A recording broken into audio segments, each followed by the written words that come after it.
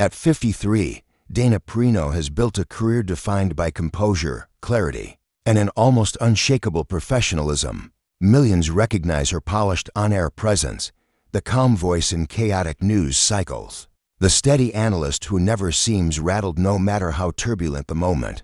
But what viewers never saw, and what Dana herself kept tucked behind her trademark poise, is a chapter of her life that unfolded far away from the cameras, a chapter that left even her closest friends stunned by the weight she carried in silence. It began quietly, long before any headlines hinted at trouble. She had always been the type of person who pushed forward, who met challenges head-on without complaint. But even the strongest people eventually face moments that shake the foundation beneath them. For Dana, the tragedy struck when she least expected it, in the middle of what should have been one of the most stable and successful periods of her life. Those who worked beside her every day noticed the subtle shifts first. A pause between sentences, a distant look when the cameras cut to commercial, a heaviness in her eyes that makeup couldn't disguise. She showed up to work, she delivered her lines flawlessly. Yet something deeper lingered just beneath the surface, something she wasn't ready to share. Behind the scenes, she was navigating one of the hardest emotional battles of her life, a personal loss and a series of private setbacks that tested her strength in ways she never anticipated. She shielded her grief from the public, believing the world only needed to see her steady, unbroken, unshaken. But hidden behind that polished exterior was a heartbreak that would change her forever. A story most people never heard, and one that reveals a side of Dana Perino few have ever truly known. Dana Perino had always been the type of woman who moved through life with remarkable balance, a voice of reason. In an era where emotions ran high and tempers flared easily, colleagues often admired her ability to walk into a studio buzzing with breaking news and bring immediate calm. It wasn't just professionalism, it was her presence, a steadiness that made people feel that no matter how chaotic the world seemed, everything would somehow be all right. But even those who knew her best, producers, longtime co-workers, friends who'd shared countless off-air conversations, sensed that something about her changed as she approached her 53rd year. The change wasn't dramatic enough to spark gossip, but it was unmistakable to anyone who paid attention. Dana had always been warm, witty, and generous with her energy. Now, she seemed slightly withdrawn, a little quieter in the moments between commercial breaks, a bit slower in her smiles. The audience, of course, noticed nothing. To them, she remained the same polished, articulate, unbreakable woman they'd welcomed into their homes for years. But behind the scenes, the signs were there, subtle, fleeting, but real. She held her notes closer, as if anchoring herself. She double-checked details she once recited effortlessly. Sometimes, before going live, she took a breath that was just slightly too long, as though preparing herself for something heavier than the day's headlines. Everything appeared normal, yet the truth was that her world was shifting beneath her feet in ways she had never experienced before. A private storm had begun to form far away from the cameras, building slowly, quietly, until it became impossible to ignore. And Dana, who had always been the strong one, the calm one, the unshaken one, found herself forced to confront emotions she had spent years learning how to manage: loss, guilt, fear, and a sense of helplessness she was unaccustomed to feeling. It began with a phone call, the kind that instantly rewrites the rhythm of a person's life. She remembered exactly where she was standing, the exact expression on the producer's face as he waved her over during a brief break. The world on the monitor carried on as usual, headlines scrolling, anchors speaking, images flashing. But in that moment, Dana's world went silent. The news she received was personal, devastating, and deeply unexpected, a situation she could not control, could not fix, and could not prepare for. Still, she returned to the studio chair minutes later, adjusting her earpiece with a stability that stunned her own reflection in the camera glass. She spoke clearly, delivered her analysis with precision, smiled politely at her co-host, all while the weight of that phone call pressed against her chest. Like a stone, her colleagues noticed the subtle shift that day. The brightness in her eyes dimmed ever so slightly. Her laughter, still present, carried a softness that hinted at something unspoken. After the show, she declined dinner invitations, choosing instead to go straight home. Those who cared about her assumed she needed rest. No one imagined she was stepping into a chapter of her life that would test her heart in ways she had never endured before. In the weeks that followed, Dana tried to carry on as she always had, meeting deadlines, preparing segments, keeping conversations light even when the air felt heavy. But nights became harder, silence at home felt louder, and the responsibility of balancing private grief with public composure forced her to build emotional walls taller than any she had constructed before. The tragedy she faced was not something the world would immediately see. It didn't involve scandal or headlines. It was deeply personal, profoundly human, and painfully real. She found herself struggling to reconcile the version of herself the world relied on, steady, sharp, unshaken, with the woman who now lay awake at night, grappling with heartbreak she couldn't easily explain. What no one realized then was that this moment, the beginning of her 53rd year, would become a turning point, a defining shift in her life. It was the start of a story she never planned to tell, a chapter filled with quiet suffering and resilience hidden behind her unwavering public mask. In the weeks after that life-altering phone call, Dana Perino did everything in her power to keep her world from collapsing. Routine became her refuge. Every morning she followed the same steps: wake before sunrise, walk her dog, review the day's headlines, and arrive at the studio early enough to prepare without feeling rushed. Her colleagues admired her discipline, unaware that this structured rhythm was the only thing keeping her from falling apart. But grief has a way of slipping through even the tightest cracks, and for Dana, it arrived quietly, unexpectedly, in moments that seemed too ordinary to carry such weight. A familiar ringtone, a certain song on the radio, a reference during a segment that caught her off guard. The tragedy she was navigating, the devastating, deeply personal loss of someone she loved more than she ever publicly acknowledged, shadowed every part of her day. The person she lost had been a steady presence in her life, someone who believed in her long before television executives ever knew her name. Their encouragement had carried her through early struggles, career shifts, overwhelming pressure, and moments of doubt. Losing them felt like losing a piece of her foundation, a part of herself she didn't know how to rebuild. And yet the world still expected her to show up, still expected her to smile, still expected her to be the Dana Perino everyone recognized: composed, thoughtful, fearless. At work, she tried to hide the emotional toll, but those closest to her sensed a difference. Producers whispered about how unusually quiet she'd become during commercial breaks. Co-hosts noticed the fleeting moments where she stared at the desk a second too long, as if grounding herself. Even the makeup team saw it, the faint exhaustion beneath her eyes, the tension in her shoulders, the way her voice would soften when she thought no one was listening. Still, no one asked. Dana's professionalism was legendary, and no one wanted to intrude. Her home life, however, revealed what no studio ever could. Nights were the hardest. The house felt too still, too empty. Every room carried echoes of memories she wasn't ready to face. She tried to distract herself with work, books, and late-night writing. But grief found her anyway, in the quiet moments between distractions.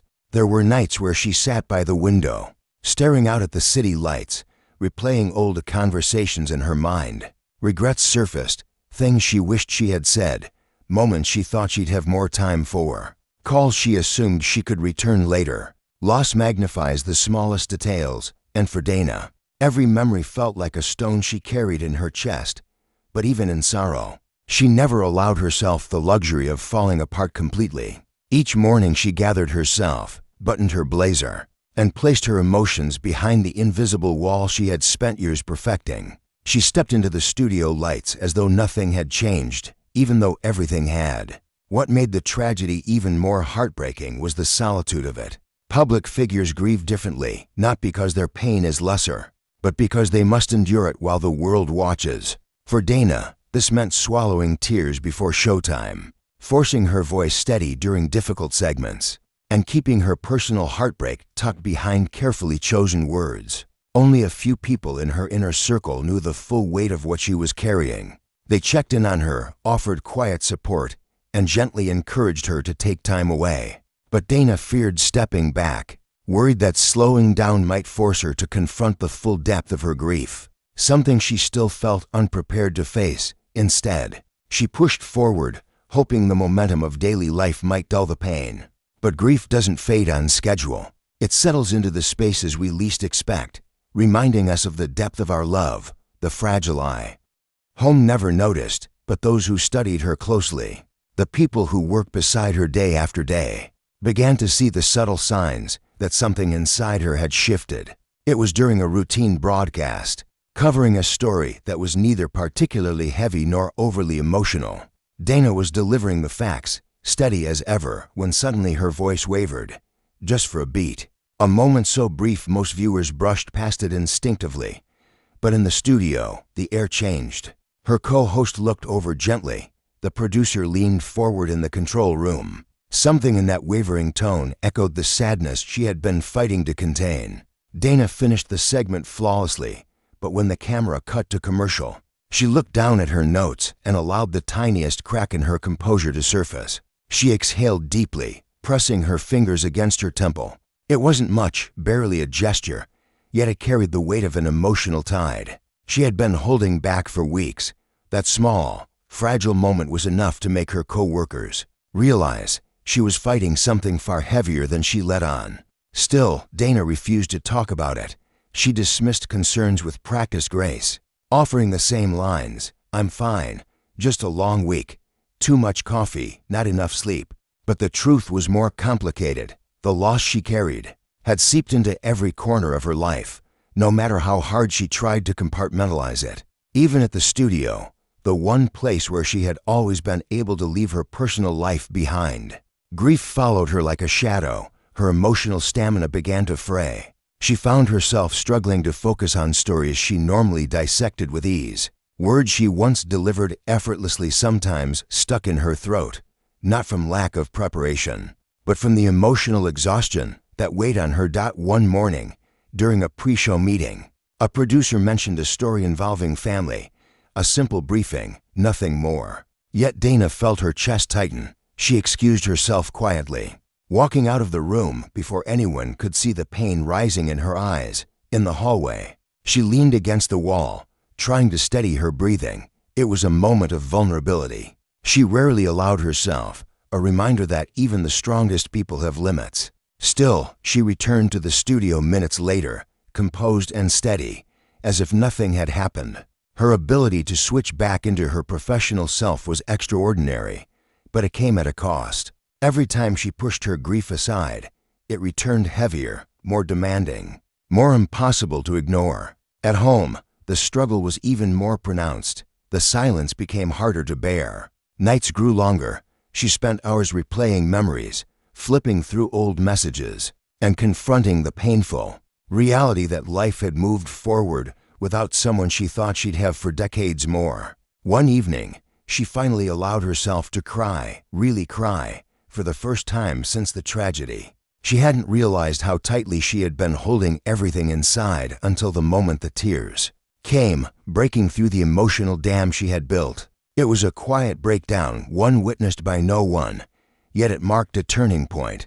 For the first time, she understood that she couldn't keep pretending she was fine, and yet, the very next morning, she was back on air, her makeup flawless, her posture perfect, her voice steady. The world saw the same Dana Perino they had always known, insightful, composed, reliable. But inside, something had shifted. She could no longer deny that her grief was changing her, reshaping her understanding of life, love, and loss. The tragedy that struck at 53 had not just broken her heart.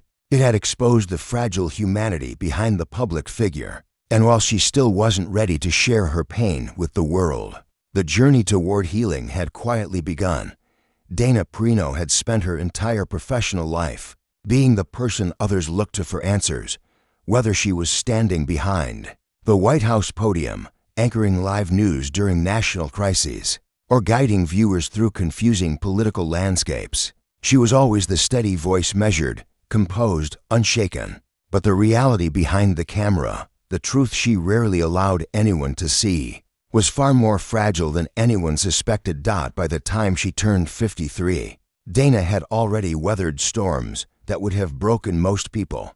Her public life looked orderly and successful, but privately, she had been carrying the weight of several deeply personal battles: loss, fear, exhaustion, and a kind of emotional loneliness that no spotlight could illuminate. The greatest heartbreak began with someone she considered the center of her world, her husband, Peter McMahon. Over the years, Peter had quietly faced a series of escalating health problems that came with terrifying unpredictability. Dana, fiercely protective of her private life, kept those struggles away from the public eye. But every health scare, every hospital visit, every night she stayed awake listening to him breathe, those moments took a toll she never spoke of. Those who knew her best noticed a change long before the public ever would. The woman who once seemed to float effortlessly through high-pressure environments now had moments where exhaustion flickered across her face. She would finish a news segment with her usual calm delivery, only to step off camera and exhale as though she'd been holding her breath for hours. She wasn't just tired, she was scared. The fear didn't come from her career.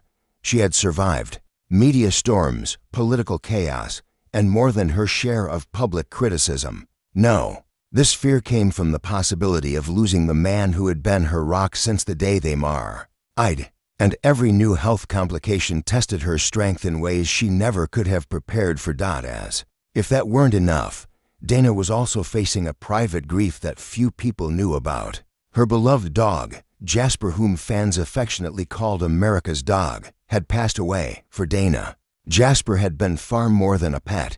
He was emotional support during the difficult years, a source of comfort when life felt overwhelming, a constant companion when stress followed her home from the studio. Losing him broke her heart in a way she struggled to admit, even to herself. Behind the scenes, Dana found herself juggling work, caretaking, grief, and the crushing pressure of maintaining the image of someone who had it all under control. But no one can carry that much forever. The breaking point came quietly, without drama or headlines. She was preparing for a live broadcast when she suddenly realized she didn't have the emotional strength to keep pretending everything was fine. For the first time in her career, she stepped away, not for a scandal, not for a contract dispute, but simply because she needed to breathe again. Her colleagues were stunned, but supportive, and the public, they had no idea what was happening. Dana didn't make announcements, didn't publish long statements, didn't seek sympathy. She simply disappeared for a while, retreating into the quieter rhythm of home cooking meals with Peter, walking Percy, reflecting on the parts of herself she'd neglected for far too long. What she discovered during that time was not weakness, but a capacity for survival she never knew she had. She learned that stepping away wasn't failure, it was self-preservation. She learned that even the strongest people need rest, and she learned that vulnerability, rather than damaging her, actually made her more human. Dana eventually returned to the screen, but she was changed, softer in some ways, stronger in others, more aware of what truly mattered and what never had in the first place. People often wondered what happened to Dana Perino at 53, why she seemed different, why her tone carried more emotional depth, why her perspective felt more grounded and personal. The truth is that she lived through a heartbreak that reshaped her life, and instead of hiding from it, she grew from it. Because sometimes, tragedy doesn't destroy people, it clarifies them.